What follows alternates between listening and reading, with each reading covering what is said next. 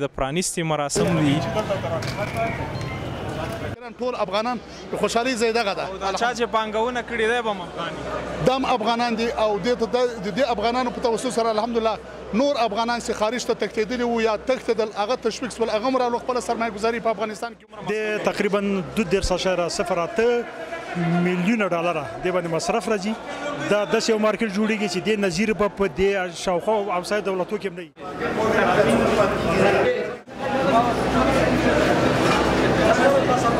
انشاءالله ښه کار کوي او ښه په پروژه په ټایټ روانه ده او دغه ځای چې نور پروژې. السلام علیکم. د جان افغانستان یوټیوب چینل قدرمنو لیدونکو ستړي مه شئ. ذبیح الله بیان یم د کابل په نادر پښتون واټ کې یم.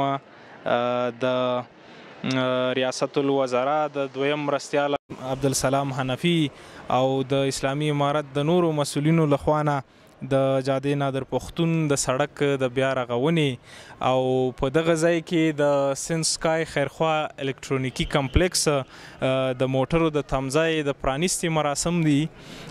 نو له موږ سره اوسئ، دغه مراسم به تاسو باندې ووینو.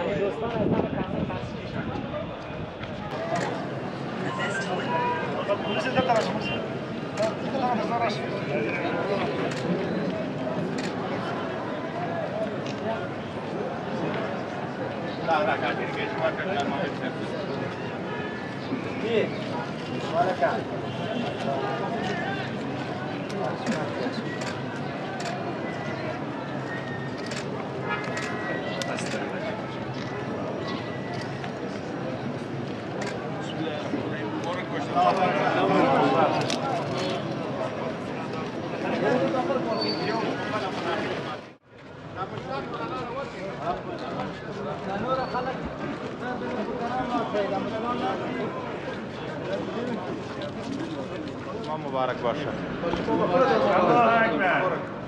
تکبیر. یک میلیون اصلی دور کردیم. میبینید خود میبینید. نظر وانتم. نشوف تولید. خالد خود.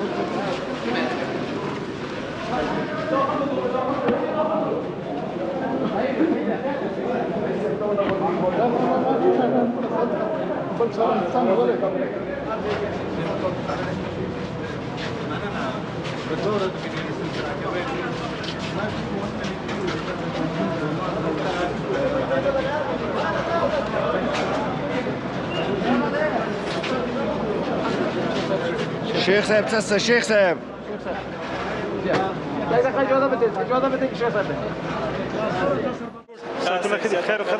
سلامت اوسئ.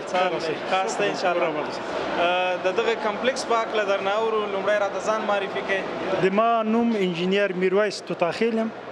د سانسکای د خیرخوا الکترونیکي کمپلیکس د چارو مسؤلیت د سانسکای خیرخوا د کمپلیکس دلته سابقه په نام د خیرخوا یو مارکیټ د الکترونیکي بخشونه وو چې دا د جمهوریت په وخت کې 2 دفعې 3 دفعې وسوځېده. بالاخره دې ته بار د وخت رئیس جمهور وکړه چې باید یو طرحه ورته جوړه شي، یو صحیح شی جوړ شي. دغه مارکیټ بیا قرارداد د امارت اسلامي په وخت کې وسو.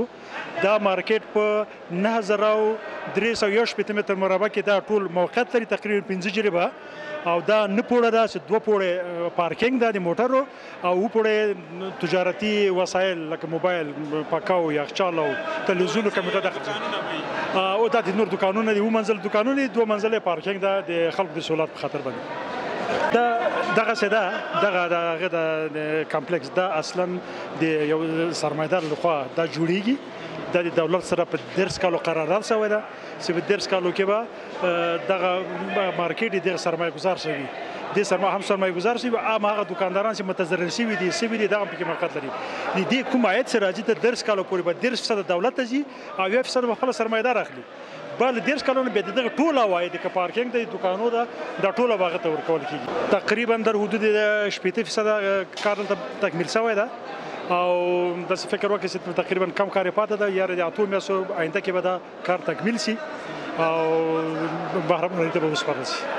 د دې اټکل څومره شوی چې څومره د تقریبا 2.08 میلیونه ډالره د باندې مصرف راځي.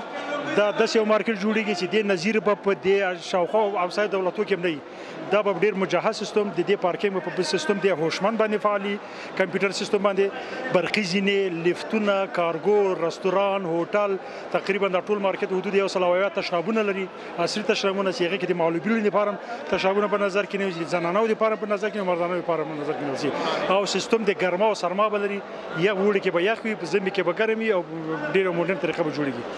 ډېره مننه انجینر صاحب. قدرمنو لیدونکو، ډېره ستره پروژه ده، په دې هیله چې د هغه وروستی کار هم تکمیل شي او زموږ هیوادوال دلته خپله سوداګري شروع کړي. انجینر صاحب نه ډېره مننه کوم ده. قدرمنو لیدونکو، د کمپلیکس د افتتاح مراسمو ته د کابل د ترافیکو ریاست عمومي رئیس صاحب هم راغلی دی او د کابل د ښاروالۍ رئیس صاحب هم شته دی دلته. نو د دې پروژې کارمندان او انجینر صاحبان ورسره عکسونه اخلي. په کابل کې اولینه پروژه وه، داسې موږ دغه ملي تجاران خیرخوا کمپلیکس چې ابتدا یې وکوله او دوی دې ته ضرور ښه کوي. د دوی په توسط سره چې دغه کمپلیکس افتتاح سو، موږ ډېر هیوادوال په کار اخته سو او بیا د خوشحالۍ خبره دا ده چې په دې کې موږ خپلو ټول مواد انجینران خپل د افغانستان طرحه د افغانانو جوړونکي او انجینران او مستران ټول افغانان د خوشحالۍ ځای دغه ده. چا چې پانګونه کړې دی به هم افغان دم افغانان دي او د دې افغانانو په توسط سره الحمدلله نور افغانان چې خارج ته تښتېدلي وو یا تښتېدل، هغه تشویق شول، هغه هم راغلو خپله سرمایه ګزاري په افغانستان کې وکوله. نو اوس هم له دې ټولو خپلو تجارانو چې دا غوښتنه ده چې له دغه خپله تجارانو چې عبرت واخلي چې دوی راغلو خپله سرمایه ګزاري په افغانستان کې وکوله، د دوی په توسط سره 400 کسان ته کار پیدا سو او دا به انشاءالله په راتلونکي کې 10,000 یا 11,000 کسان ته مستقیم غیر مستقیم نور کارونه ورته پیدا کېږي. او د دې په جوړولو سره نو موږ د دې سرمایه په افغانستان کې مصرف سوره غواړو له خپلو ټولو هیوادوالو چې خپله سرمایه خپله پیسې راوړي په افغانستان کې مصرف کړي، په افغانانو خرچه وکړي او خپل وطن آباد کړي، خپل کور آباد کړي. ډېر عالي نظر دی رئیس صاحب. یو شی چې د ترافیکو ریاست ته به هم ډېر خوند ورکړي، دلته د 2 پوړیزه تمځای دی د موټرو چې په کابل ښار کې به بیروبار هم ورسره کمیږي او یو رسمي ځای به وي د موټرو د ودرېدو دپاره. دا د خوشحالۍ ځای دا دی چې ریاست ټرافیک کابل ښاروالۍ دا ټول ارګانونه په ګډه کار کوي. کله چې د افتتاح کېدله ریاست ټرافیک کابل ښاروالۍ سره یو دغه ګډه خبره ورسره شریکه کړه چې هر پلان، هر پلازا یا هر کمپلیکس جوړیږي په هغه کې پارکینګ باید وي، 1 پوړ 2 پوړه. اوس دا پارکینګ جوړ سو، انشاءالله موږ د مرکزي صاحبه دا صاحبه ټوله خلاص شي. نو له ټولو هیوادوالو هم دا خواهش ده څوک خپل کمپلیکس جوړوي یا پلازا جوړوي، پارکینګ باید لازمي ده ورسره جوړ کړي. ډېر عالي نظر دی رئیس صاحب. کور ودان خیر اوسئ. مننه. یو انجینر صاحب چې د همدې پروژې برخوال دی او کار کوي دلته، نو دوی سره خبرې کوو چې څه نظر لري. ستړي مه شئ انجینر صاحب. ژوندی اوسئ. خاص دی، صحت مو ښه دی؟ شکر ژوندی اوسئ. له څه وخت راهیسې دې پروژه کې کار کوئ؟ یو 2-3 میاشتې کېږي کار کوم. او کومه برخه کې؟ بس همدا هغه برخه کې یو دغه سیفټي په برخه کې. سیفټي په برخه. ښه، نو څه خاطرې لري د دې کار نه او څه نظر دی دی؟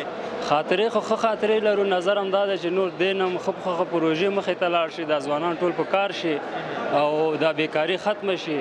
بس همدغه مرزو ده. نو دغه کوم کارونه چې دوی روان کړي په دې کمپلیکس کې په کومه سترګه ورته ګورئ، په کومه سطحه دي؟ موږ خو چې د ځینو خلکو نظرونه واورېد، هغوی ویل چې ډېر متفاوت کار پکې شوی دی. انشاءالله رښتیا دي دا خبرې، کار یې متفاوت دی او ډېر ښه کار روان ده. ماشاءالله ښه کار کوي او ښه پروژه په ټایټ روانه ده او دغسې چې نور پروژې هم روانې شي انشاءالله، نور امنیت برابر شي، هر څه به انشاءالله خدای رحم وکړي انشاءالله کېږي. تاسو د کوم شرکت د لوري دلته استخدام شوي یې که نه؟ هو موږ شرکت د خوا نه. کوم شرکت؟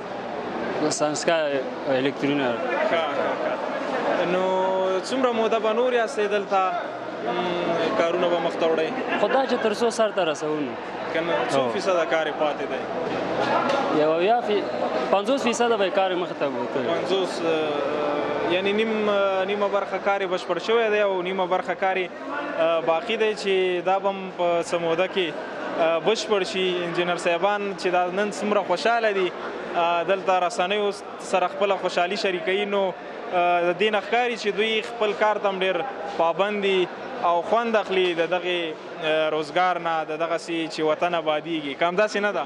بالکل بالکل همدغسې ده. ژوندی اوسئ چې تاسو هم راغلی، موږ هم خوشحاله شو چې راغلی او دا کار ښه په منظم کار سرته رسېږي. آباد دې خوشحاله اوسئ د افغانستان د آبادۍ په هیله. قدرمنو لیدونکو، زه درنه خدای پاماني اخلم تر بیا چې بل د وطن د آبادۍ یو زیری تاسو سره شریکوم. تر هغې مو په پاک رب سپارم. ښې چارې.